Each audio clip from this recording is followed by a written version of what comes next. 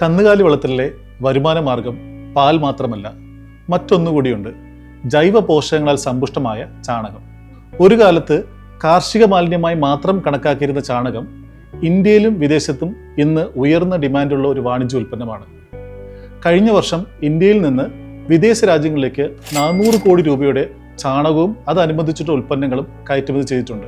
ഇന്ത്യയിൽ നിന്നും 181 പേരാണ് ഈ 400 കോടി രൂപയുടെയും കയറ്റുമതി ചെയ്തിട്ടുള്ളത്.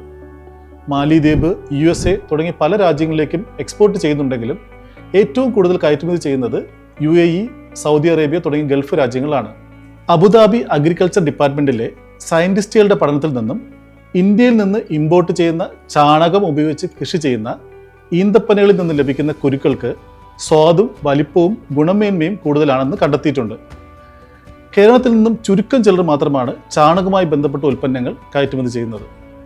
പ്രതിസന്ധിയും വരുമാനക്കുറവും നേരിടുന്ന കേരളത്തിലെ ക്ഷീരകർഷകർക്ക് ലോകത്തിലെ ഏത് ഭാഗത്തും വളരെ പെട്ടെന്ന് എത്താവുന്ന വിഴിഞ്ഞം പോലെയുള്ള തുറമുഖങ്ങൾ കൂടി യാഥാർത്ഥ്യമാകുന്ന സാഹചര്യത്തിൽ ചാണകം എക്സ്പോർട്ടിംഗ് പോലുള്ള മേഖലകൾ കൂടി ഉപയോഗിക്കാവുന്നതാണ്. നിങ്ങൾ ചാണകം എക്സ്പോർട്ട് ചെയ്യാൻ ആഗ്രഹിക്കുന്നുവെങ്കിൽ എങ്ങനെ ചെയ്യണം, എന്തൊക്കെ പേപ്പർ വേണം, എങ്ങനെ വാങ്ങുന്നവരെ കണ്ടെത്താം തുടങ്ങി എക്സ്പോർട്ടിനെ പറ്റിയുള്ള വിവരങ്ങൾ തരാൻ ഞങ്ങൾ തയ്യാറാണ്. നിങ്ങൾക്ക് ഞങ്ങളെ കോൺടാക്ട് ചെയ്യാം. എല്ലാ ക്ഷീരകർഷകരും വിജയിക്കണം, വിജയിച്ചേ തീരൂ.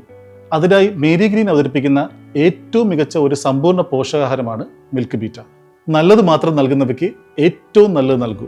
Milk beta.